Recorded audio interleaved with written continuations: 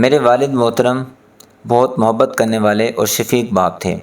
وہ ہمارا بڑا خیال رکھتے تھے۔ یوں تو ان میں ساری خوبیاں موجود تھیں، مگر ایک بری عادت ان کی بدنصیبی بن گئی، اور پھر اس بدنصیبی کے اندھیرے نے آگے چل کر ہم سب کو بھی اپنی لپیٹ میں لے لیا۔ ابو جان کو خوشحالی کے زمانے میں نشے کی عادت ہو گئی۔ کچھ اوباش قسم کے دوستوں نے انہیں غلط راستے پر لگا لیا۔ ہم جس محلے میں رہتے تھے وہاں پہلے ان کی بڑی عزت تھی۔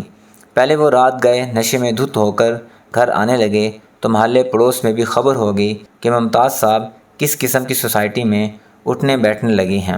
وہ اب زیادہ تر آدھی رات کے بعد گھر کا دروازہ کھٹکھٹاتے تھے، دیر سے آتے تو صبح دیر تک سوتے رہتے اور کام پر نہ جا سکتے تھے۔ اس طرح ان کے کاروبار کو بھی گھن لگنا شروع ہو گیا۔ ہوتے ہوتے کاروبار بھی ٹھپ ہو کر رہ گیا۔ میری والدہ صاحبہ کو بھی یہ غم دیمک کی طرح چاٹ گیا، اور آخر کار ایک روز وہ اسی غم میں سلگ سلگ کر اللہ کو پیاری ہو گئی۔ مشکل وقت میں کوئی ساتھ نہیں دیتا۔ ہم پر بھی مشکل وقت آن پڑا تھا۔ شاید امی کے نصیب کی وجہ سے خوشحالی تھی۔ ان کے فوت ہونے کے بعد غربت نے ہمارا گھر دیکھ لیا تھا۔ ہمارا کوئی بھائی بھی نہ تھا۔ ہم صرف 3 بہنیں تھیں، اور ابو جان کو یہ محرومی بھی تھی کہ ان کی کوئی اولاد نرینہ نہیں ہے۔ جب امی فوت ہوئیں تو ابو جوان تھے۔ ان کی عمر ایسی تھی کہ چاہتے تو شادی کر سکتے تھے، مگر انہوں نے دوسری شادی نہ کی۔ ایک تو ہماری مالی حالت خراب ہو چکی تھی، دوسری وجہ یہ بھی تھی کہ انہیں ہم تینوں بہنوں سے بڑی محبت تھی۔ وہ نہیں چاہتے تھے کہ سوتیلی ماں ہمیں آ کر اپنے ستم کا نشانہ بنائے۔ ان دنوں میری عمر 14 سال ہو گئی۔ میں میٹرک میں پڑھ رہی تھی۔ کوثر مجھ سے 2 سال چھوٹی تھی، اور کلثوم یعنی سب سے چھوٹی بہن ابھی صرف 10 سال کی تھی۔ مجھ پر بڑی ذمہ داری آن پڑی، گھر کا کام کاج اور پھر ابو کی دلجوئی، کیونکہ وہ بہت پریشان رہنے لگے تھے۔ ہمارے بھی انہیں فکر تھی، اور کاروباری پریشانی نے بھی انہیں گھیر لیا تھا۔ امی کی وفات کا صدمہ بھی کچھ کم نہ تھا۔ ان کا گھر اجڑ کر رہ گیا تھا۔ اوپر سے برے دوستوں نے جو انہیں لت لگا رکھی تھی وہ بھی ان کا خون چوس رہی تھی۔ شام ہوتی تو انہیں چکر سے آنے لگتے، نشہ نہ ملتا تو ہر ایک سے لڑتے الجھتے۔ محلے والوں کی نظر میں ان کی عزت اور وقار ختم ہو چکا تھا۔ محلے دار کہتے تھے کہ اس شخص کے گھر میں بن ماں کی بچیاں ہیں، اس کو اپنا کردار صحیح کر لینا چاہیے۔ محلے والوں کا اعتراض بھی درست تھا۔ اس اعتراض میں جو صاحب پیش تھے ان کا نام مجید احمد تھا۔ مجید صاحب پہلے کبھی اچھے دنوں میں میرے ابو کے دوست ہوا کرتے تھے، لیکن جب میرے والد برے راستوں کے مسافر ہو گئے تو وہ بھی ان سے کھنچ گئے۔ 2-4 بار ابا جان کو سمجھایا، مگر ابا جان کو تو دولت کا نشہ تھا، تب وہ کسی کی نہ سنتے تھے۔ الٹا مجید صاحب سے الجھ پڑے۔ کہہ دیا کہ میں اچھا برا خوب سمجھتا ہوں، مجھ کو نصیحتیں کرنے کی ضرورت نہیں ہے، آئندہ مجھ کو اس بارے میں کچھ مت کہنا۔ اس تلخ کلامی کے بعد مجید صاحب نے ابا جان سے قطع تعلق کر لیا۔ اب محلے بھر میں جو مخالف گروپ ابا جان کے خلاف صف آرا تھے، مجید صاحب اس گروپ کے سرکردہ لیڈر بنے ہوئے تھے۔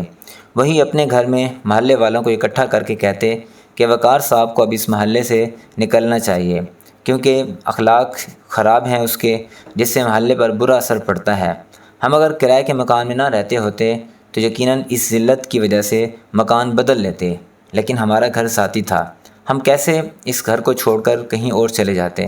ابا جان نے یہ مکان اچھے دنوں میں بہت شوق اور لگن سے بنوایا تھا۔ انہی دنوں جب ابا جان کے خلاف سارا محلہ متحد ہو گیا تو وہ بیمار ہو گئے۔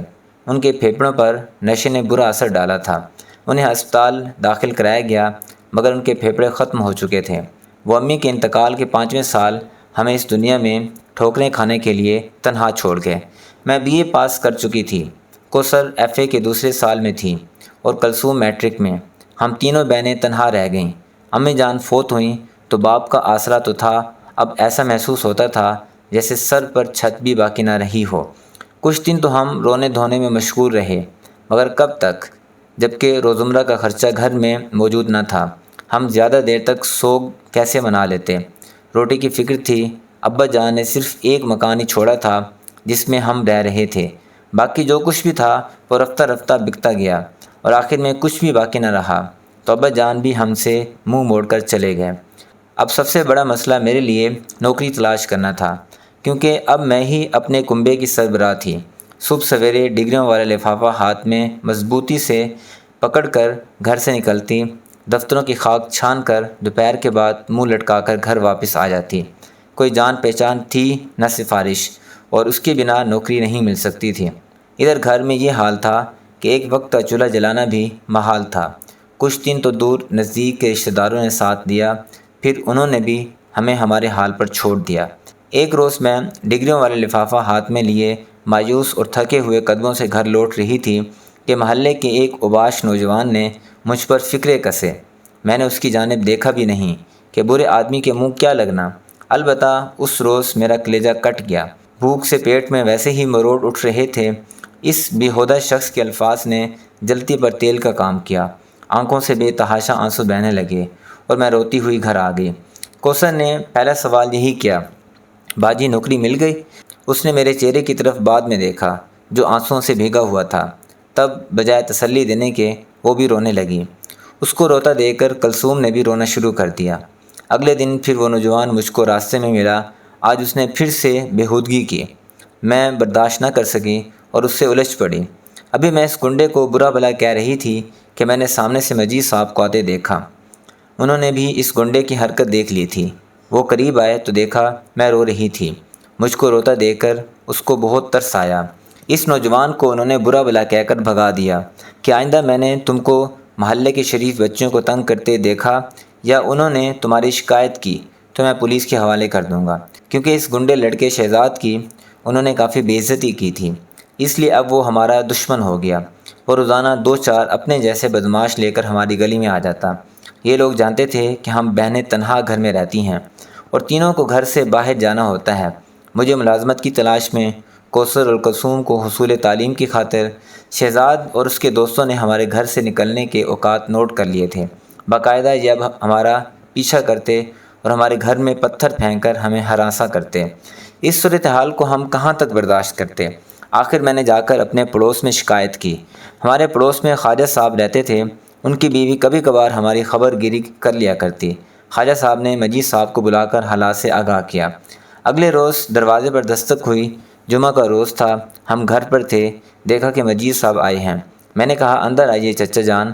وہ اندر آ گئے۔ ہمارا حال احوال دریافت کیا تو ہم اپنے آنسو ضبط نہ کر سکیں۔ ان کو دلی کلک ہوا۔ وہ بولے بیٹا اللہ کی مرضی جو ہوا یہی تم لوگوں کی تقدیر میں تھا۔ تمہارے والد صاحب سے بے شک میرے مراسم بعد میں قائم نہ رہ سکے، لیکن ایک وقت میں وہ میرے بہت اچھے دوست بھی تھے۔ تم میرے مرحوم دوست کی بچیاں ہو اور دراصل تم ان کی نہیں اب میری بیٹیاں ہو۔ مجھ کو اپنا باپ سمجھ لو، جو تکلیف ہو بلا تکلف بلا جھجک مجھ سے کہہ دیا کرو، میں خود بھی تمہارا حال احوال معلوم کرنے آ جایا کروں گا۔ انہوں نے ہمیں کچھ رقم بھی تھی کہ یہ تمہارے والد صاحب نے مجھے قرض دیا تھا وہ لوٹا رہا ہوں۔ میں سمجھ گئی کہ وہ ہماری امداد کرنا چاہتے ہیں۔ والد صاحب نے قرض دیا ہوتا تو بری دنوں میں ضرور واپس لے لیا ہوتا۔ ہم کو بھی سخت ضرورت تھی، ہم نے رقم رکھ لی۔ اس دن مجھے ایسا محسوس ہوا کہ جیسے میرے ابو میرے چچا کے روپ میں پھر سے زندہ ہو کر آ گئے ہوں اور اب ہم بے آسرا نہیں ہیں۔ اب مجید چچا روز صبح و شام ہمارے گھر آنے لگے۔ وہ تھوڑی دیر بیٹھتے، ہماری ضرورتیں دریافت کرتے۔ میری نوکری کے لیے انہوں نے خود بھی تگ و دو شروع کر دی تھی۔ صبح ان کی گاڑی کوثر اور کلثوم کو کالج چھوڑنے جاتی اور چھٹی کے وقت وہ انہی کی گاڑی میں گھر آتی، یہ اس لیے کہ محلے کے نوجوان اکیلی لڑکیاں سمجھ کر انہیں تنگ نہ کریں۔ کچھ دنوں تو امن رہا، پھر محلے میں کچھ اور قسم کی چہم و گویاں شروع ہو گئیں۔ لوگوں نے انکل مجید کی ہمدردیوں کو غلط رنگ دینا شروع کر دیا۔ اب انہوں نے آپس میں میٹنگز شروع کر دیں کہ مجید صاحب کو روکنا چاہیے کہ لڑکیاں اکیلی رہتی ہیں، ان کا ان یتیم بچوں سے اس قدر تعلق اچھا نہیں، زمانہ خراب ہے۔ ایک بار کوثر کی رات کو اچانک طبیعت خراب ہو گئی تو مجید انکل اس کو اسپتال لے گئے۔ میں بھی گئی۔ ایک بار ان کے ہمراہ گاڑی میں بیٹھ کر گئی۔ وہ مجھے ملازمت کے لیے کئی جگہوں پر انٹرویو کے لیے لے جاتے تھے۔ ان کا رویہ ہم تینوں بہنوں کے ساتھ بالکل ایسا ہی تھا جیسا کہ ایک سگے باپ کا اپنی بیٹوں کے ساتھ ہوتا ہے، مگر محلے والے نہ جانے کیوں اس بات کو غلط رنگ دے رہے تھے۔ دراصل اس مہم کو تیز کرنے میں کچھ ان گنڈوں کا بھی ہاتھ تھا جو ہمیں پہلے لاوارث سمجھ کر چھیڑا کرتے تھے۔ مجید انکل سے یہ غلطی ہوئی کہ انہوں نے کسی کی پرواہ نہ کی، کیونکہ ان کی نیت صاف اور صالح تھی اور انہوں نے اپنی صفائی دینے کی ضرورت ہی نہ سمجھی۔ اس کا نتیجہ یہ ہوا کہ اب لوگ کھلم کھلا ہم تینوں بہنوں اور مجید انکل کے خلاف ہو گئے۔ ہم پر نہایت گھٹیا اور گرے ہوئے الزامات لگائے گئے اور ایک دن سارے محلے دار اکٹھے ہو کر مجید صاحب کے گھر کے دروازے پر جمع ہو گئے۔ انہوں نے کہا ان لڑکیوں کو محلے سے باہر کرو، خود یہ محلہ بھی چھوڑو۔ آخر کیوں تم کو ان نوجوان بچوں کے مسائل سے اس قدر دلچسپی ہے؟ محلے میں اور بھی تو لوگ رہتے ہیں۔ غرض ایسا شور ہوا جیسے جلسہ ہو رہا ہو۔ آخر کار مجید انکل کو کہنا پڑا کہ اگر میں انہیں اپنے مرحوم دوست کی بچیاں سمجھ کر ان کی دستگیری کر رہا ہوں تو آپ لوگوں کو کیا اعتراض ہے؟ کیا آپ یہ چاہتے ہیں کوئی اچھا انسان ان کی مدد نہ کرے تاکہ یہ غلط لوگوں کے ہاتھوں میں پہنچ کر برائی کے راستے پر چلیں؟ کسی پر بہتان لگانا گناہ ہے اور آپ ایک بڑے گناہ کے مرتکب ہو رہے ہیں۔ مگر محلے والوں کی سمجھ میں یہ بات کسی طرح بھی نہ آئی۔ وہ شخص جو پہلے ان لڑکیوں کے باپ کا مخالف تھا، اب ان کے مرنے کے بعد ان کی بچیوں کا کیسے ہمدرد ہو گیا۔ مردوں نے باہر یہ آگ بھڑکائی، جبکہ عورتوں نے مجید انکل کے گھر جا کر اس آگ کو ایسی ہوا دی کہ ان کی بیوی کو بھی ان سے سخت بدگمان کر دیا۔ وہ شدید غلط فہمی کا شکار ہو گئیں۔ ان کے گھر میں جھگڑا کھڑا ہو گیا۔ اس روز بھی مجید انکل نے مجھ کو لے کر نوکری کے لیے جانا تھا۔ انہوں نے کسی سے سفارش کرائی تھی اور آج میرا انٹرویو تھا۔ جب میں اور انکل مجید واپس آئے تو دیکھا کہ گلی میں کچھ گنڈے قسم کے نوجوان کھڑے تھے۔ انہوں نے ہمیں دیکھتے ہی گاڑی پر پتھراؤ شروع کر دیا۔ پتھر کار کے شیشے پر لگے اور انکل مجید بھی شدید زخمی ہو گئے۔ ان کے گھر والے انہیں اسپتال لے گئے۔